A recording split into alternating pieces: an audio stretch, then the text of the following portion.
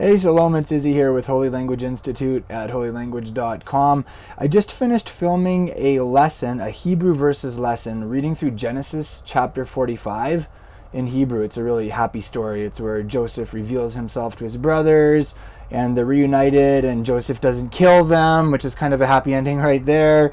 And then he sends them home to tell his dad that he's still alive. Really happy story.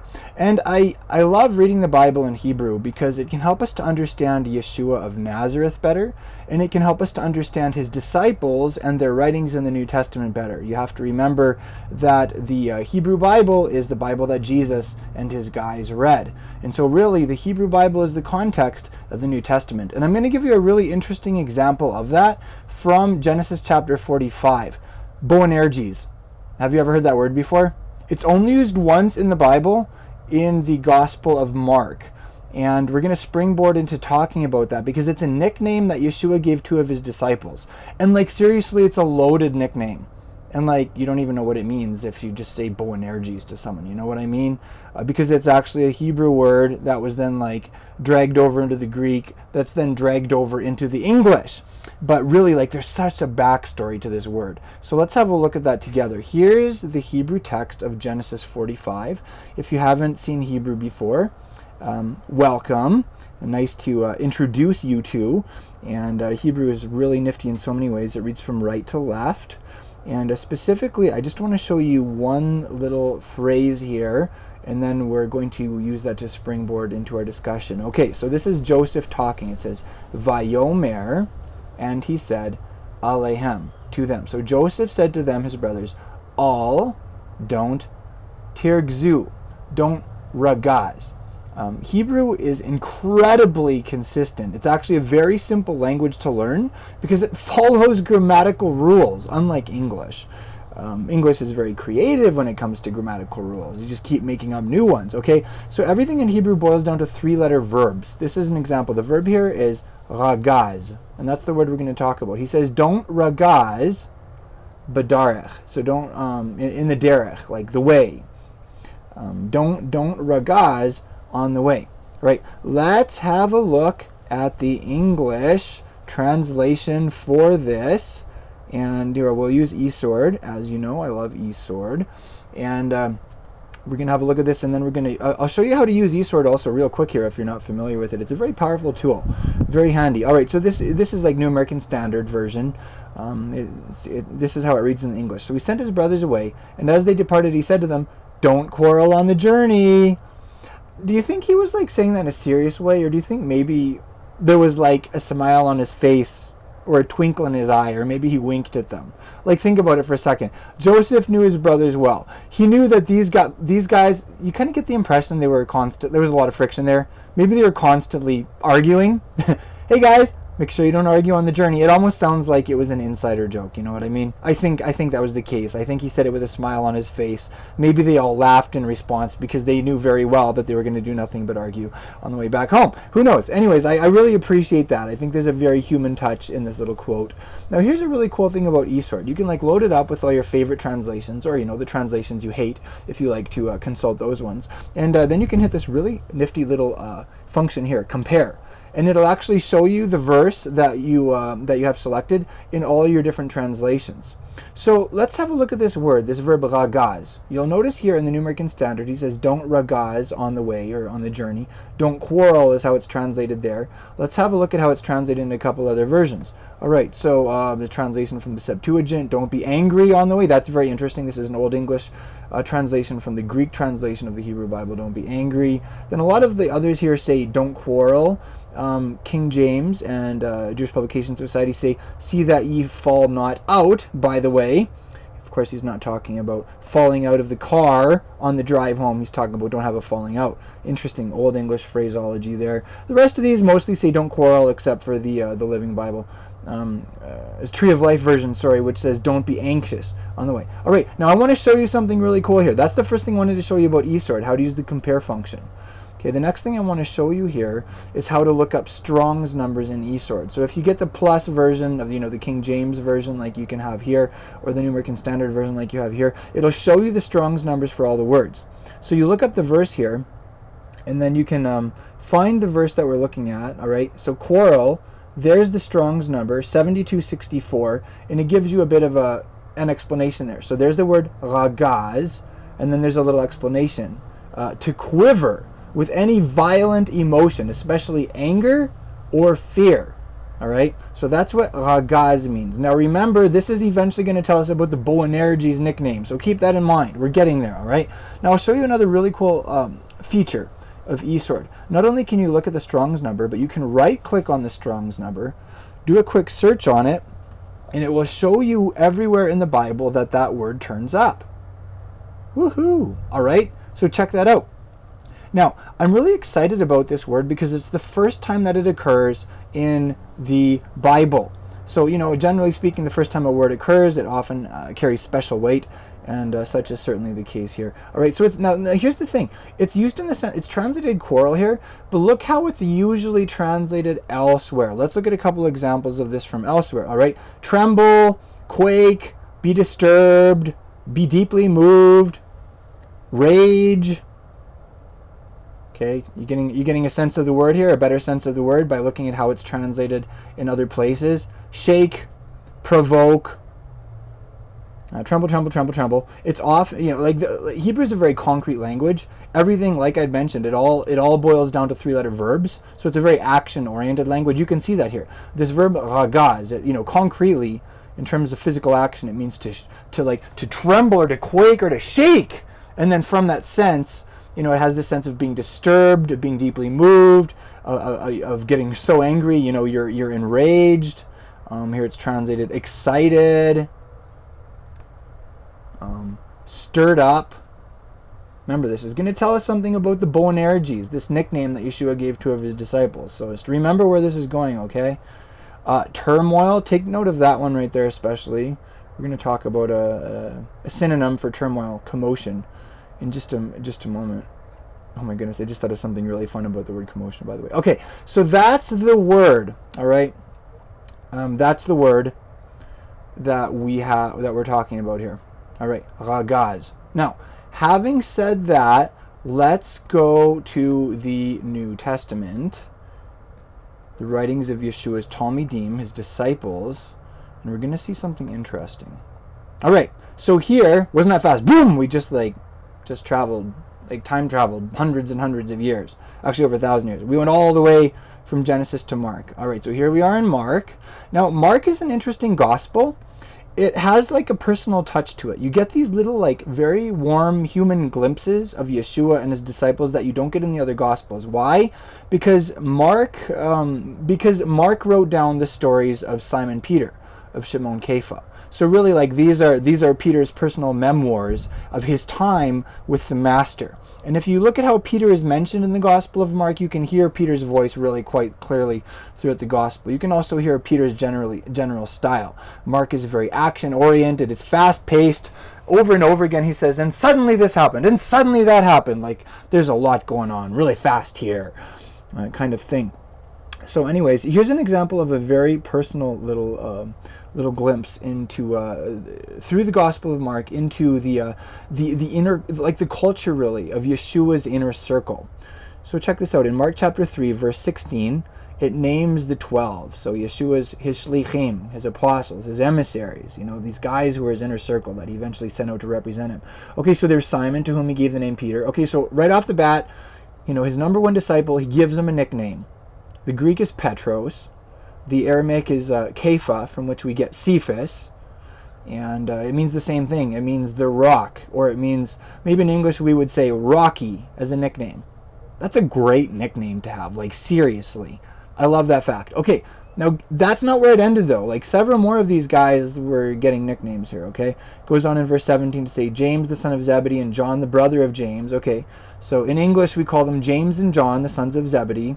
In Hebrew that's Yaakov and Yochanan, the sons of Zavdai. Hebrew names. To them he gave the name Boanerges, which means sons of thunder. Now, isn't this interesting? We have this. We have the Gospel of Mark, which we'll assume that it was written in Greek. But it's interesting that even in the Greek, he acknowledges that this wasn't the language that Yeshua and his disciples spoke.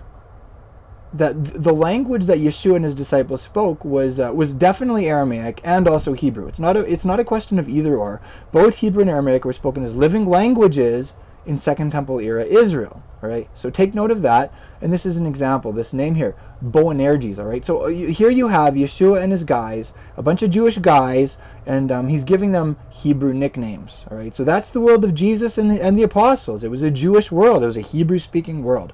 And it's almost like a veil. You can almost see, like, we read these translations and it's like a veil. And when you start to look at the original Jewish world of Jesus, when you begin to look at that original, the original Hebrew context of the New Testament, it's like you step through the veil and you can have this first-hand, more personal contact with the Master.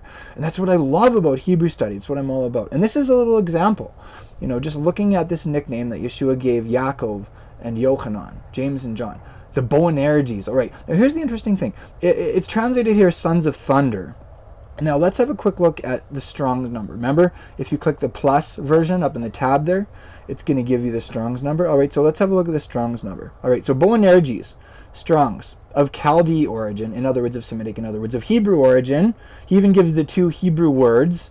You can see there 1123 and 7266 are their Strong's numbers that this phrase is a compound of. Sons of, get this, commotion. Isn't that fun? And the reason I love that is because I think unicorns are really fun. And like the underworld, under the sea equivalent of unicorns is narwhals. And there's this really fun song on YouTube about narwhals and how they're like swimming in the ocean and making a commotion. And so when I saw the word commotion, I was like, oh, just like narwhals. They were like the narwhals of the disciples.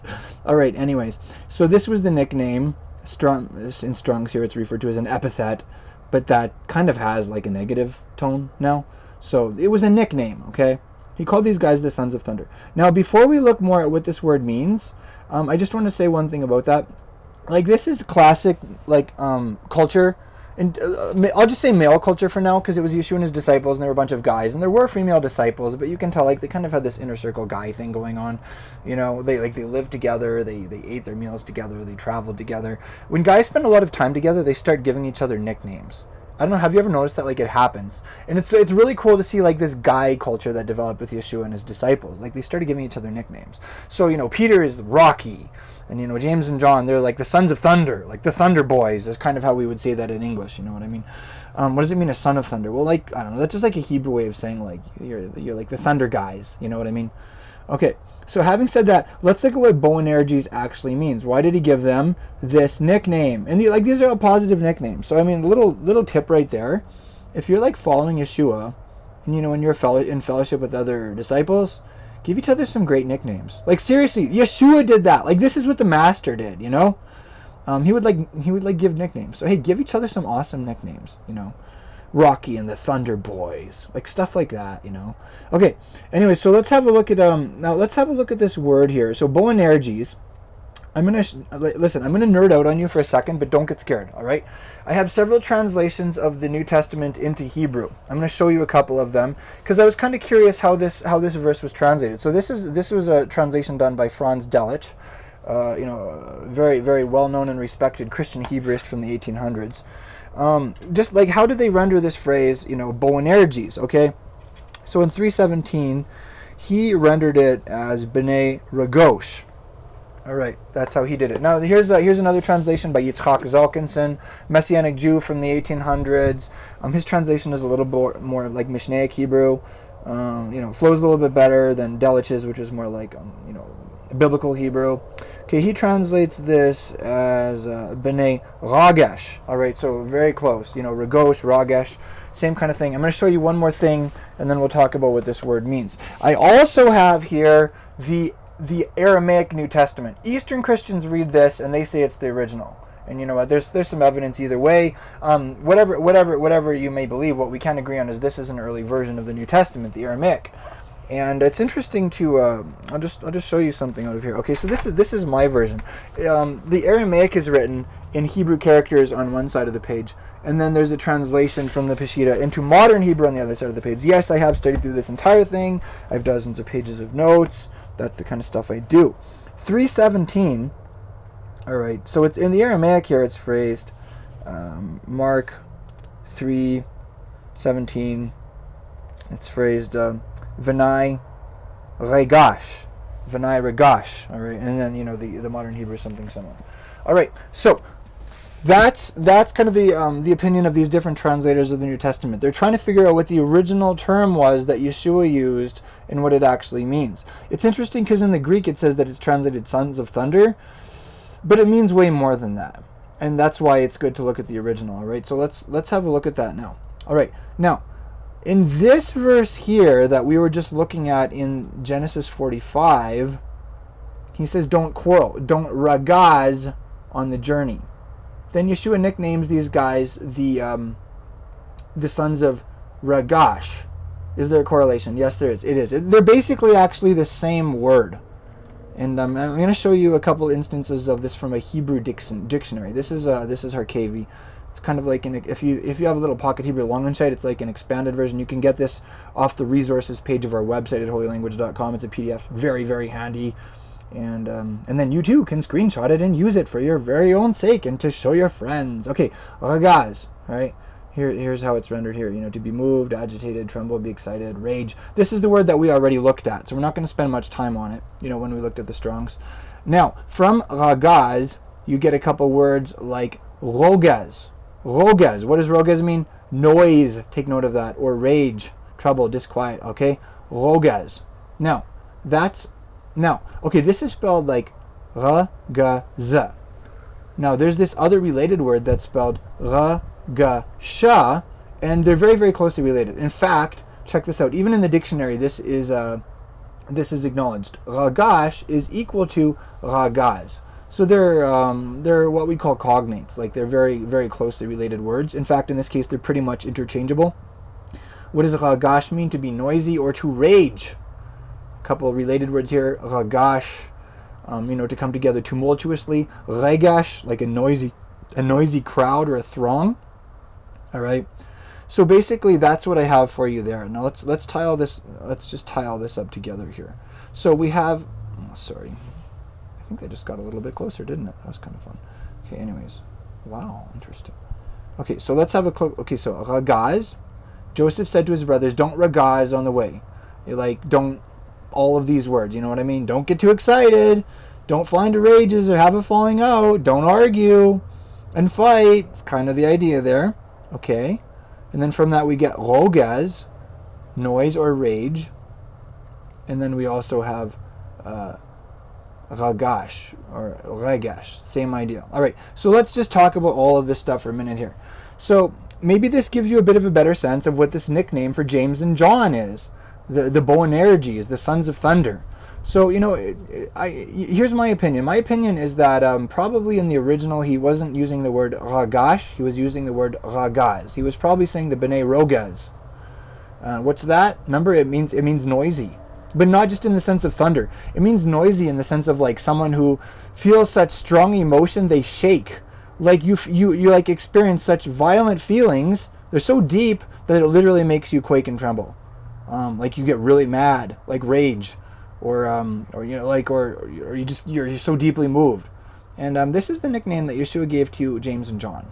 It kind of makes you wonder what was going on with those guys. You know what I mean? And when you actually read the stories about Yeshua and his disciples, you see they definitely did get in fights with each other, like very serious arguments, for instance, about like who is the greatest. Now get this, who do you think it was who was arguing about who it was that was the greatest? Probably the guys that were closest to being the greatest. Who would that have been? Peter, James, and John. So Peter, Rocky, and James and John, the Thunder Boys. You get the impression that these guys were probably like regularly fighting about who was going to be closest to the master. Remember the story about James and John and their mom? Their mom actually came to Yeshua and they're like, okay, listen, Yeshua, I have a big request of you. When you're the king, I want my two sons to sit on either side of you, like one right at your right hand and one in your left hand. I want them to be like your right hand man and your left hand man. Like seriously, like they were trying to be the greatest in Yeshua's kingdom. And there were like these big fights amongst the disciples. Now here's the interesting thing. Yeshua never chewed these guys. Like Yeshua never kicked them out of his circle of disciples. He wasn't like, you guys are so arrogant. Like, it's unbelievable. I can't believe you like want to be so close to me. I can't believe you want to be the greatest in my kingdom. The interesting thing is he actually just told them how to become great. He was like, okay, if you guys want to be great, that's great. But can you drink the cup of suffering that I'm about to drink? can you be, immersed, baptized into this immersion of like death and that I'm about to go through? And they said, yeah, we can. And he said, well, if you want to be great, you have to become the least. You need to become a servant like me. So it's really cool that Yeshua didn't he saw their desire for greatness, and it's like he channeled that in the right direction. He said, okay, great. Well, here's the path. You know what I mean? Like, serve, suffer, follow me. So that's very encouraging. It's also very encouraging to me that these guys were like very, very rough around the edges. Like, seriously, they probably had issues. They had rage issues. And it sounds like they probably had pretty serious tempers. And yet Yeshua still saw them, and he saw the best in them, and he wanted them. And like he said, come with me, like follow me. I want you guys to be my disciples. I want you to be in my inner circle. I want you to spend like a couple years with me, and then I'm going to send you out to change the world. And I just love that. Like, I love that he saw like this energy that they had, and he took that energy and he channeled it in the right direction to change the world. And hopefully that encourages you. If you have issues, Yeshua loves you, and he sees like the best in you. He sees that awesome potential, and he's inviting you to follow him. And it's okay to be rough around the edges. Just keep going. Don't give up. You know what I mean? Just stay close to the master and stick around with his disciples. It's going to be good. It's an adventure. And maybe you don't always fit in. You know what I mean? I get the impression like Peter, James, and John, they maybe didn't always fit in either. And maybe that's something that Yeshua loved about them. So anyways, that was my encouragement to you from these texts. Just from this story about Peter, James, and John. And the nicknames that they got, the Boanerges. Hopefully that teaches you some new things that you didn't know before. And then also, just from the original usage of this word in the Torah, in the story about Joseph and his brothers, who apparently had some of the same issues that James and John had. Kind of interesting. The 12 sons of Israel, the 12 disciples of the Master, they all seem to have some of the same issues. So anyways, that's what I have for you today. This was a takeaway from our most recent Hebrew verses lesson, reading from Genesis chapter 45. Like, we talked about a bunch of other fantastic things like this. I would love to have you learning with us on a more regular basis and in a more serious way. If you're interested, come check us out at holylanguage.com, become a member, and I would love to have you, like I said, just go deeper with me, learning about Yeshua of Nazareth through the original Hebrew context of the Bible, and just following him more closely through that experience. All right, thanks again for joining me, and I hope you join me again for another lesson takeaway sometime soon.